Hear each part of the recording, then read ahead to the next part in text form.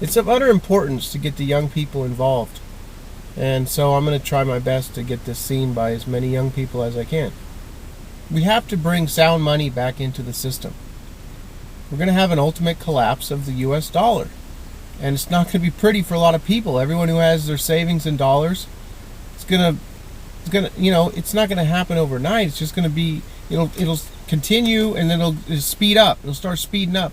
The dollar might lose 5% a day, or 10% a day. And it'll just keep falling. We need to get back on to sound money. There's no way around it.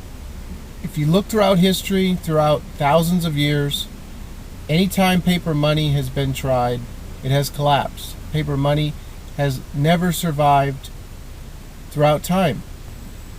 If you give men the power to create money out of thin air, they will always abuse the power, just like they always have, and that they're currently doing now. Ben Bernanke is getting ready to tell the American public what his plans are of fixing the economy on November 3rd. It's expected that he's going to print at least $500 billion to $1 trillion out of thin air. And Goldman Sachs analysts are even predicting that it's going to be $2 trillion in the quantitative easing, it's called. It's basically creating money out of thin air. Now, they've already doubled the money supply. So we could have another doubling of the money supply now. We can't continue on this way. And the most important question is, are you concerned about the future of your country? We have to inform people about the monetary system. It affects everybody. And we can't continue on the way that we're going.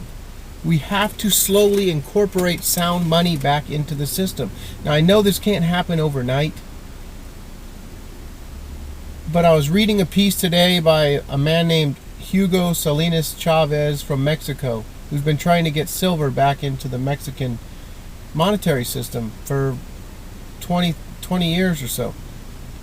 He's written a paper on how the U.S. can slowly bring silver back in. Silver was in our monetary system until 1965. And then they had created so many paper dollars out of nothing that the silver coins became more valuable to melt them down for the cost of the silver. I was reading on the Fed's website. The Board of Governors of the Federal Reserve website says, the subtitle is, "The Federal Reserve, the Central Bank of the United States, provides the nation with a safe, flexible, and stable monetary and financial system." They haven't done their job. The US dollar has lost 97% of its value since the creation of the Federal Reserve. And they're about to possibly double the money supply again in the name of creating inflation and creating employment. You see, they say that there's no inflation, or it's 1%. Well, the way they figure their inflation doesn't consider food and energy costs. Yeah, sure. It's important. We can look at TV sales and car sales, but people aren't buying, big screen TV every day. They're buying food and they're buying energy to power their house and heating in their homes every day, and electricity. How could you come up with a way of figuring what the inflation rate is without looking at those most important things, food and energy?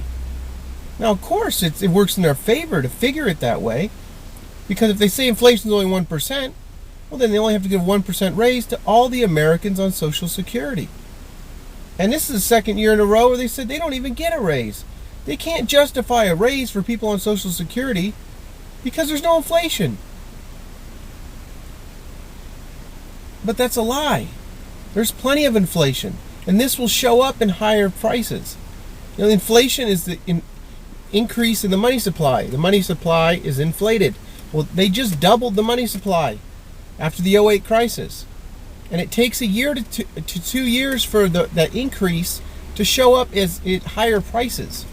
That's the result of the money supply increase. Case Research came out with a graph recently that shows the real cost of living, the real inflation, not the 1% we're being told about. Wheat is up 74% from where it was a year ago. Pork is up 60%. Cotton is up 66%. Copper, you know, we don't always use copper every day, but copper's $4 a pound. I mean, those pre-1982 pennies that have 95% copper in them, each of those pennies were 2.5 cents. I'm starting to get my son to start saving those pennies. Those pennies are 2.5 cents each. Silver's up 36%. Heating oil's up 29%. Oats are up 68%. There's huge inflation right now over the past year, and it hasn't shown up in pricing yet. But wait till it does, and then wait till this QE2, wait till this last bit, this new bit of money printing that's coming out, wait till that hits another year or two from now. We can't continue on this way. We can't continue creating money out of thin air. It's going to end very ugly. It's going to end very bad. What I never hear spoken about is the prosperity and the capital formation that was happening in this country before the Federal Reserve was instituted. People were saving money. It wasn't good for the big banks. There was no inflation for 140 years in this country. Prices were stable. Prices should not increase.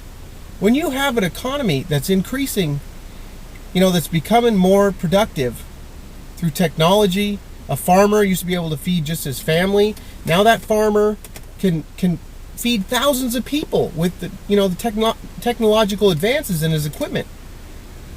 That should bring the supply way up, and the demand is still there, but the supply should be increased. The prices should go down.